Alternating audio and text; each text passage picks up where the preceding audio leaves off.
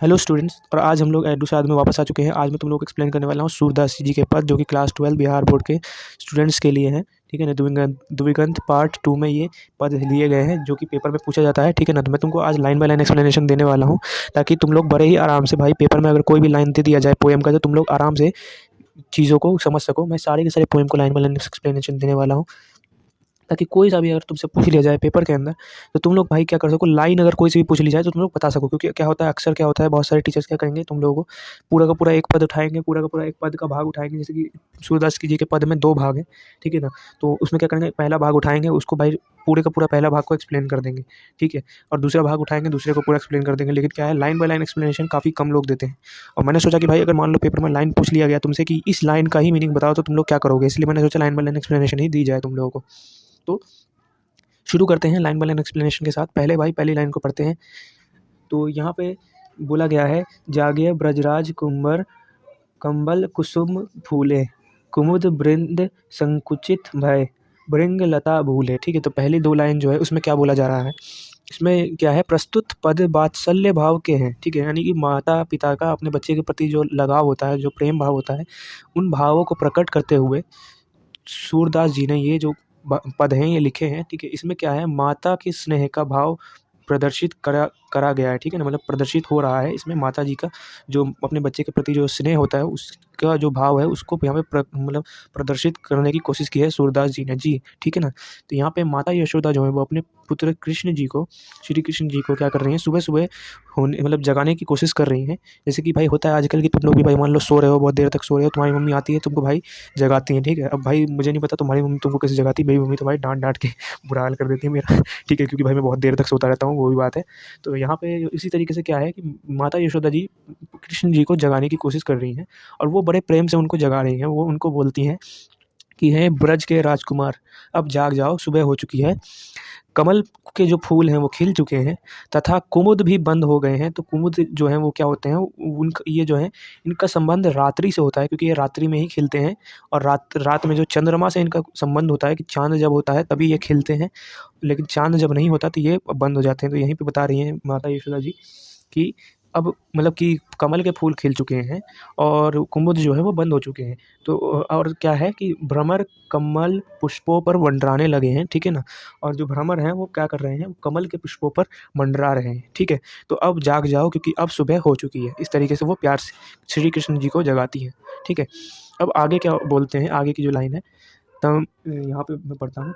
तमचुर खग roar सुनहु बोलत बन राई, राभती गो खलीकनी में बछड़ा हित दाई। ठीक है। तो यहाँ पे क्या बोलना चाह रहे हैं सूरदास जी, माता यशोदा अपने पुत्र कृष्ण को सुबह होने पर जगा रही हैं। ठीक है। तो यहाँ पे तो हमने ये चीज़ जान ली कि वो जगाने की कोशिश कर रही हैं।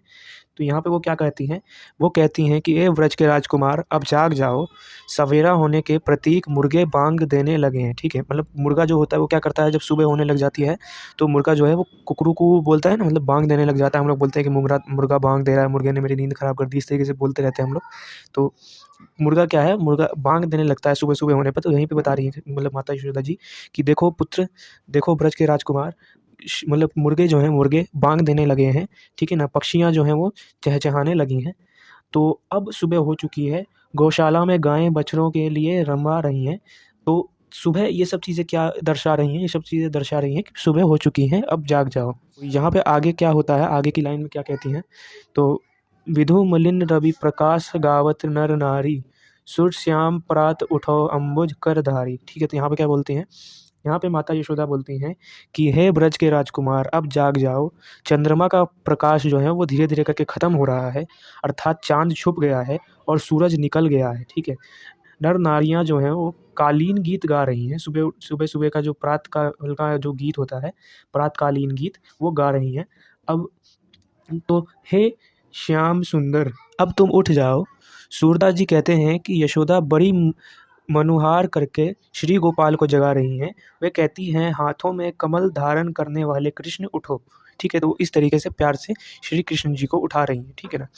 अब दूसरा पार्ट में आ जाते हैं, दूसरा जो भाग है पद का उसमें आ जाते हैं। तो उसके जो शुरू के 2 लाइन है उसको मैं एक्सप्लेन करता हूँ। तो जेवत श्याम नंद की कन्या, कछुक खात कछु धरनी गिरावत, छवि निरखती नंद रनिया। ठीक है। तो यहाँ पे क्या बोलते हैं, यहाँ पे प्रस्तुत पद में यहाँ पे क्या है, जो श्री कृष्ण के बारे में सूरदास जी बताते हैं कि श्री कृष्ण नंद की गोद में बैठे कर भोजन कर रहे हैं। तो मतलब श्री कृष्ण क्या कर रहे हैं, नंद जी की गोद में बैठकर भोजन ग्रहण कर रहे हैं, ठीक है।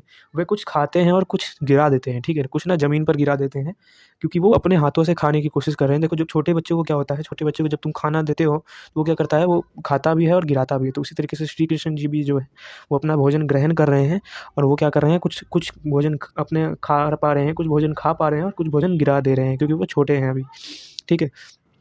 तथा इस मनोरम दृश्य को नंद की रानी माँ यशोदा देख रही हैं, यानी कि जो इस ये जो दृश्य है उसको जो है श्री कृष्ण की जो माता जी हैं, यानी माता यशोदा जी, वो क्या कर रही हैं, वो देख रही हैं, ठीक है ना। तो अब आगे की लाइन में क्या कहा गया है, वरी बरा बेसन बहुभातिनी व्यंज विविध अंगनिया डारत खात लेत अपने कर रुचि मानत दधी दोनिया, ठीक है। यहाँ पे क्या बताया गया है, यहाँ पे श्री कृष्ण के बारे में बताया गया है कि उनके खाने के लिए अनगिनत प्रकार के व्यंजन रखे गए हैं उनके सामने में, जैसे कि हमारे यहाँ पे एग्जाम्पल भी दिया हुआ है कि बड़े, बढ़िया इत्यादि, ठीक है। यहाँ पे बताया गया है कि बड़े, बढ़िया और इत्यादि इस तरीके के काफ़ी सारे व्यंजन जो है उनके सामने में प्रस्तुत किए गए हैं।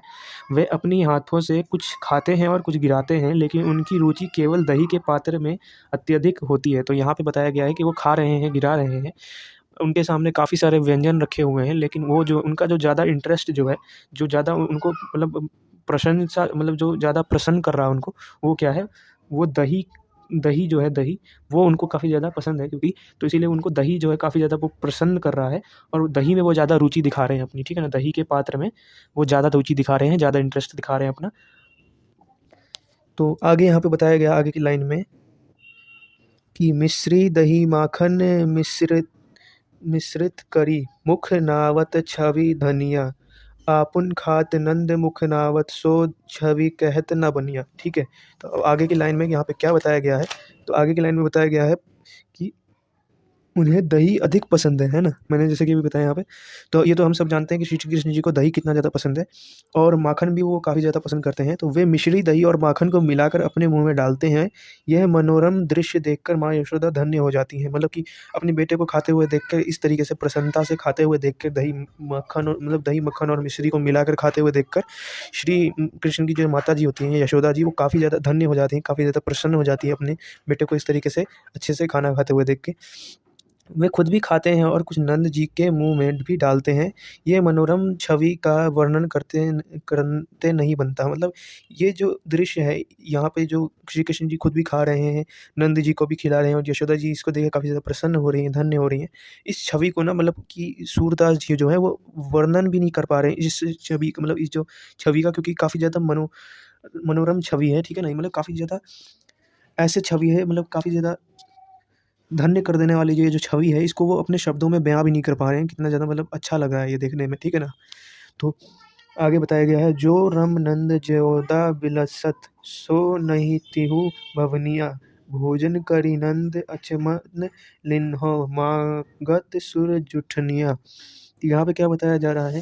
यहाँ पे बताया जा रहा है कि इस दिव्य क्षण का जो आनंद नंद और यशोदा को मिल रहा है, यह तीनों लोकों में किसी को प्राप्त नहीं हो सकता। तो यहीं पे ये बताया जा रहा है कि जो आनंद मिल रहा है ना यशोदा जी और मतलब नंद जी को, ये इस तरीके का जो आनंद है वो शायद ही किसी को मतलब मिल पाएगा, और इसीलिए जो है सूरदास जी कहते हैं कि मैं इसको वर्णन भी नहीं कर पा रहा हूँ, इस छवि को मतलब अपने शब्दों में बयाँ भी नहीं कर पा रहा हूँ। मुझे समझ नहीं आ रहा कि मैं किस तरीके से इसको लिख के बयाँ कर पाऊँ तुमको। तो यहाँ पे जो इनको सुख मिल रहा है, जो आनंद मिल रहा है ना, वो मतलब तीनों लोकों में किसी को प्राप्त नहीं हो सकता, ठीक है। भोजन करने के बाद नंद और श्री कृष्ण कुल्ला करते हैं और सूरदास उनका जूठन मांग रहे हैं। मतलब सूरदास जी यहाँ पे क्या कहते हैं कि अगर मुझे मतलब कि आप मतलब श्री कृष्ण जी का खाया हुआ खाने का थोड़ा जूठा अगर मिल जाए तो मैं काफ़ी ज़्यादा धन्य हो जाऊँगा, अगर मुझे सिर्फ़ उनका एक मतलब जूठन ही खाने को मिल जाए तो। और इस तरीके से यहाँ पे ये जो पद है वो ख़त्म हो जाता है, ठीक है। तो ये पद कितना ज़्यादा प्यारा था, तुम लोगों ने खुद ही यहाँ पे देखा, और काफ़ी ज़्यादा अच्छा है ये, मतलब पद जो है सूरदास जी ने लिखा हुआ है। मन को भा लेने वाला ये जो पद है काफ़ी ज़्यादा बेहतरीन है। तो अब मुझे उम्मीद है कि तुम्हें इस पद से मतलब कोई भी सवाल अगर पूछा जाएगा, कोई भी लाइन से पूछा जाएगा, तो तुम लोग आसानी से एक्सप्लेन कर पाओगे, ठीक है ना? और बढ़िया नंबर ला पाओगे, क्योंकि मैंने बहुत ही अच्छे से यहाँ पे डिटेल में लाइन बाय लाइन एक्सप्लेन कर दिया है, और लाइन बाय लाइन शायद ही किसी और ने कभी एक्सप्लेन किया होगा। या फिर किया भी होगा। मैं ये नहीं कह रहा हूँ कि हर टीचर एक्सप्लेन नहीं करता, बहुत से टीचर ऐसे भी होते हैं जो एक्सप्लेन करते हैं। मैंने अपनी तरफ से भाई सबसे जो बेस्ट एक्सप्लेनेशन दे सकता था वो बेस्ट एक्सप्लेनेशन मैंने तुमको दे दिया। अब ये तुम पे निर्भर करता है कि तुम रिवीजन करो इसको बार बार और बार बार इसको मतलब पढ़ो। तो ठीक है, मिलते हैं नेक्स्ट वीडियो में। बाय।